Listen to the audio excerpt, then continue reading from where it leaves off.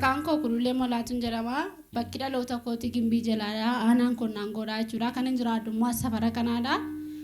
Wanti waaqayyoo naa godhe baay'ee danuudha. Isa keessaa garuu muraasan dhugaa ba'a. Isa akka kanatti fuula keessa dura na dhaabee akka dhugaa ba'u kan na gargaare isa waan ta'eef jabeessaa waaqayyoon naa galateeffadha.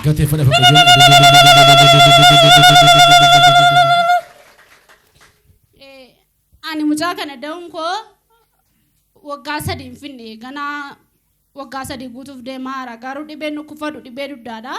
Mucaa kana dheetanii ji'a 3ffaatti hin qabame.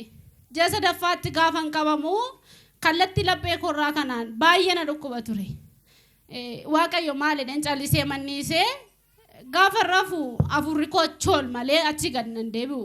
Garuu halkan kan inni ittiin ciisuu danda'u mudhii koo kanaa walitti shurraabi 3 yookiin 4 uffachuun qaba. Sa'aatii sanaa jechuudha halkan sa'aatii 12 booddee.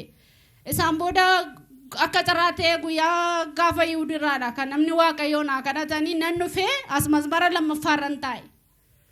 Gaafa dhufeedhu as na baasanii dhibeen duddaas dhukkubaanaan jedhanii dhibeen kee immoo kallatti laphee kee kanarraanii nama waaqayyo na dhukkuba sirriidhaan jedhee dhibee waggaa 2 fi 6 waaqayyo na fureera jedheen nan taa'e namni waaqayyoos bilisa baatettanaan jedhanii kanaaf hanga guyyaa irratti guyyaa tokko kee utuma qullaa koo rafeeyyuu wanti kun natti dhaga'ame hin beeku kanaaf waaqayyoon guddisaa bareechaati haleluuyaa.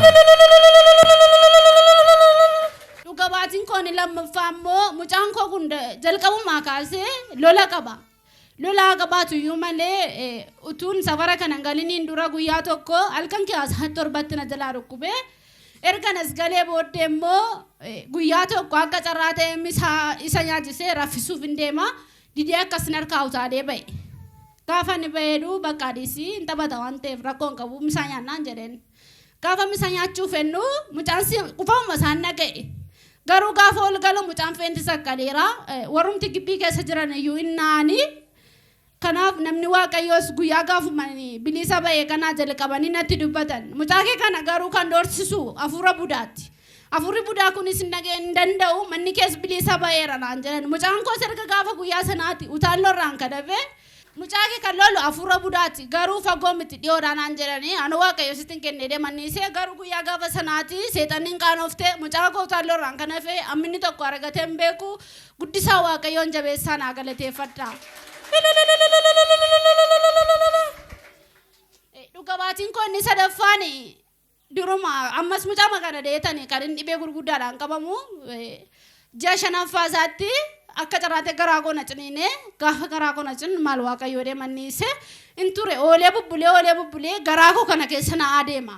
Garaa koo kana keessa adeemu iyyuu malee garuu wantichi akkamii akka dubartii da'umsa jala geesse garaatti kan baatu jirti miti akka kanatti akkas uffaa koo kana keessa gadi na waraana jechuudha. Isaan booda namni waaqayyoo asitti fayyitetta dhibeen gurguddaan kun sirraa ka'eera manni kees biliisa atis biliisa naan jedhanii kanaaf jabeessaa waaqayyoon na galateeffadha. Bareechaati haleluuyaa.